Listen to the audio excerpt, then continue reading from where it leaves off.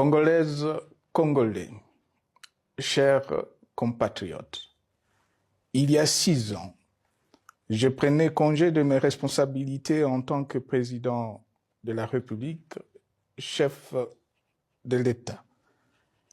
Et fait inédit dans notre pays, en près de 60 ans d'indépendance. J'ai passé pacifiquement la main à un nouveau chef d'État.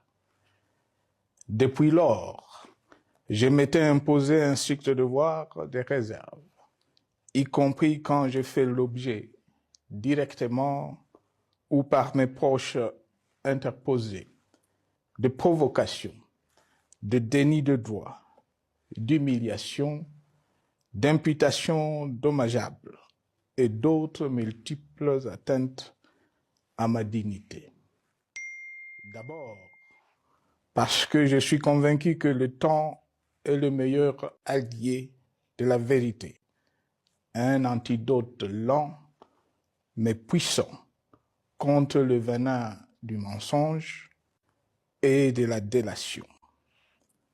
Mais aussi et surtout, parce qu'agir autrement aurait fait le jeu de ceux qui, par cette campagne odieuse, cherchaient à détourner l'attention de notre peuple de leur incapacité, aujourd'hui avérée, à répondre à ses attentes et aspirations. J'ai enfin décidé de briser ce long silence, de sortir de ma réserve et de m'adresser à vous parce que l'enjeu est de taille. Il est même existentiel. Non pas pour ma famille politique ou biologique, moins encore pour ma modeste personne, mais plutôt pour la nation congolaise et pour l'avenir de notre cher et beau pays. J'ai décidé de briser le silence parce qu'au vu de la situation que traverse notre pays, continuer à me taire m'aurait rendu poursuivable devant le tribunal de l'histoire pour non-assistance à plus de 100 millions de compatriotes en danger.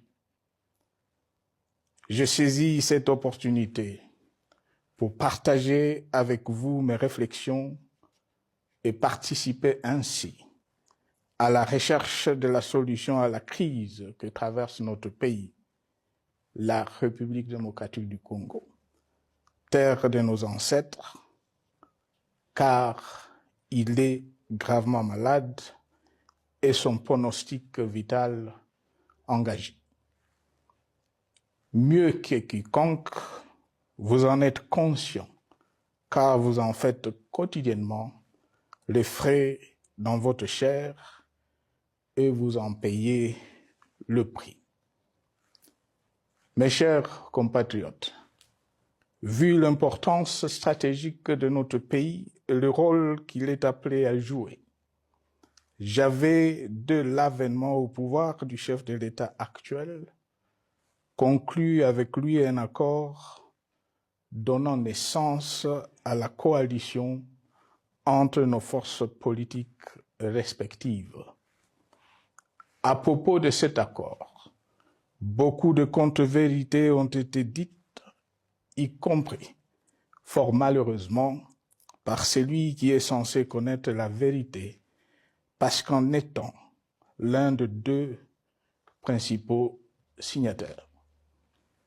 En attendant qu'au moment opportun, la vérité soit rétablie, preuve irréfutable à l'appui, permettez-moi pour l'instant d'affirmer qu'en ce qui me concerne, la conclusion de cet accord n'avait pour seule motivation que l'intérêt supérieur de la nation.